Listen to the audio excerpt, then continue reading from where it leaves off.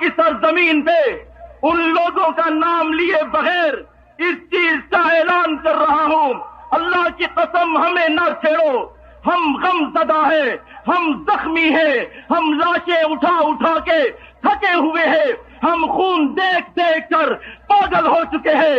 अगर पाकिस्तान के हक में यही बात होगी कि वह अपनी जमीन पर चल रही आतंकवाद की नर्सरी को अपने हाथों से उखाड़ फेंके।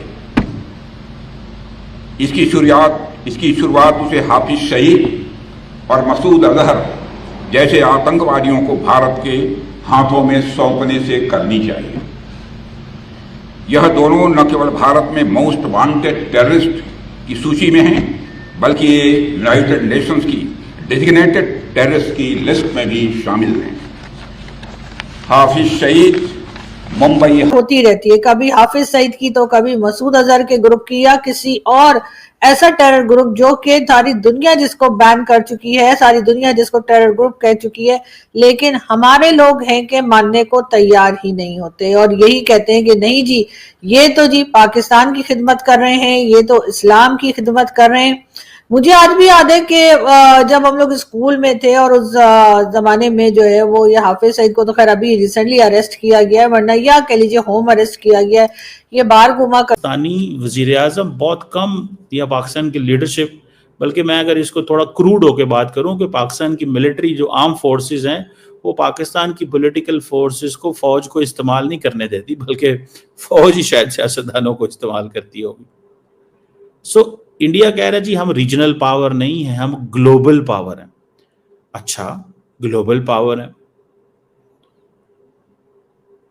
अब अगर मैं इस पे कमेंट करूं, इंडिया कैसी ग्लोबल पावर है कि उसके कह लीजिए होम अरेस्ट किया गया है, ये बाहर घुमा करता था, तो सुनने में यही आता था, कहा यही जाता था कि जी पाकिस्तान ने हाफिज सईद जो है वो भारत को डराने के लिए रखा है। जी हाँ, बिल्कुल ऐसी बातें मैंने सुनी है और कहा यही जाता था कि जी हाफिज सईद और मसूद अजहर और इस किस्म के लोगों को जो जिहादी माइंडसेट के हैं, जो एक तरह से टेररिस्ट ही हैं, उनको पाकिस्तान ने इसलिए रखा हुआ है क्योंकि भारत को डराने के लिए। और जिस किस्म की तकरीरें दूसरे लोगों ने, हाफिज सईद ने हिंदुस्तान को एक मौका फराहम किया हुआ था कि वो कश्मीर कॉज को बदनाम करे, पाकिस्तान को बदनाम करे, ये कह के कि कश्मीर में जो एक बिल्कुल वाजे एक अवामी जद्दोजहद हो रही है उसको, उससे तवज्जो हटा के ये कहा जाए ये सारी कार्रवाई बैनुल अक़वामी दहशत गर्दी है या क्रॉस बॉर्डर टेररिज्म है या पाकिस्तान का इसमें मुलव्वस है।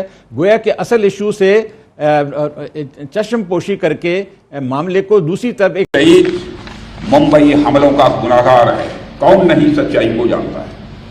समुंदर के रास्ते मुंबई में मौत बरसाने का जो गुनाह उसके संगठन ने किया है, बहन भाइयों, उसको आज दोस्तों जैसे कि आप जानते हैं कि पाकिस्तान ने मसूद अजहर को छिपा के रखा हुआ है, ये बहुत टाइम से चल रहा है और पूरे वर्ल्ड इसको आतंकी घोषित कर चुका है, लेकिन पाकिस्तान ऐसा नहीं करता है, इसको बार बार पता नहीं कहाँ से छिपा के धर लेता है।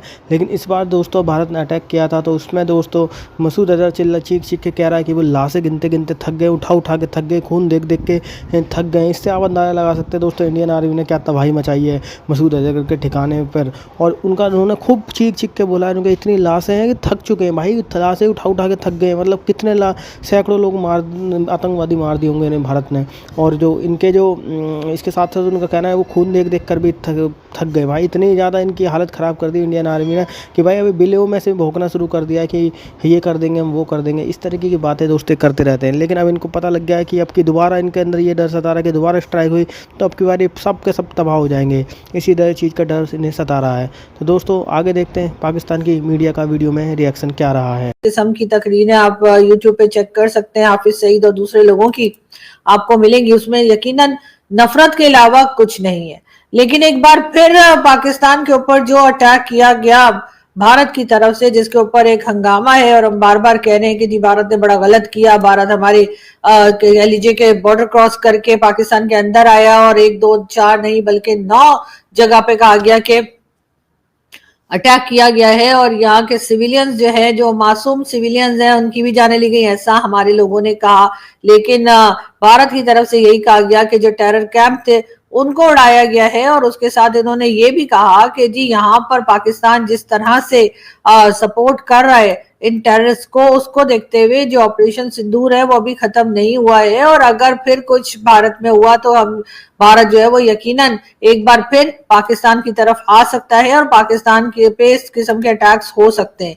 लेकिन क्या पाकिस्तान इस बात से कुछ सीख रहा है? ये अलग बात है कि पाकिस्तान की तरफ से यही कहा जा रहा है कि जी हमारी तरफ से ना कोई गया, ना कोई आया, ना हमने कुछ किया, हम तो जी बड़े मासूम लोग हैं और हम तो इस बारे में ऐसा कुछ सोच भी नहीं सकते। इस किस्म की बातें जो हर बार एक ही स्टेटमेंट हमारे प्राइम मिनिस्टर हाउस की तरफ से इशू कर दी जाती है और कहा जाता है कि जी ऐसा कुछ नहीं है और हम तो बड़े अमन से रहना चाहते हैं। इस वक्त भी प्राइम मिनिस्टर शहबाज शरीफ साहब जो हैं वो कई कंट्रीज के विजिट पर हैं और हर जगह जाकर वो यही बता रहे हैं कि जी भारत ने हमारे ऊपर अटैक कर दिया जबकि हमने तो कुछ किया नहीं और हम बड़े ही मासूम लोग हैं।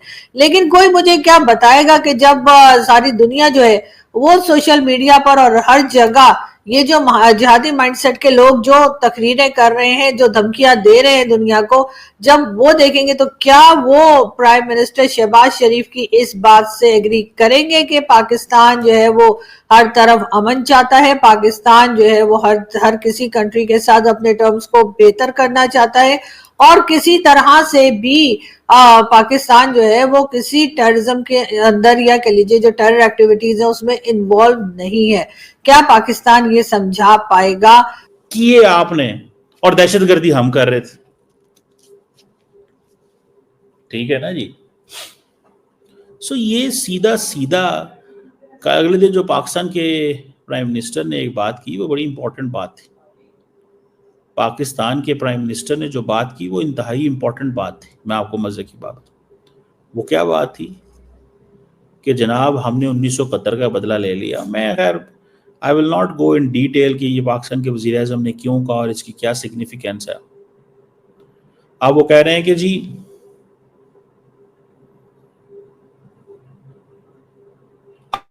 पाकिस्तान जो है ना टुकड़े कर देंगे, ये डिफेंस। क्या पाकिस्तान के कोई सदर या पाकिस्तान का वजीर आजम या पाकिस्तान का कोई ये मिनिस्टर कहता है कि हम भारत के 30 टुकड़े कर देंगे? कहता है ये? एक बात है ना, कहता है क्या? इंडियन नेवी ये कहती है कि हम ऑपरेशन सिंदूर अगर फुल फॉर्म पे आता, राजनाथ सिंह साहब कह रहे हैं अगर ऑपरेशन सिंदूर फुल फॉर्म में आता तो हम पाकिस्तान के 4 टुकड़े कर देते। पाकिस्तान को ग्रेटफुल होना चाहिए कि हमने पूरी पोटेंशियल इस्तेमाल नहीं की। आपको किसने मना किया था sir? Was there any country जिसने आपको मना किया था? अगर मैं इसी सवाल का ही जवाब ले लूं, कोई ऐसा मुल्क था जिसने आपको मना किया हो कि सर आप क्या कर रहे हैं? आपको तो किसी ने मना नहीं किया, तो आप कोशिश कर लेते ना, आप कोशिश कर लेते।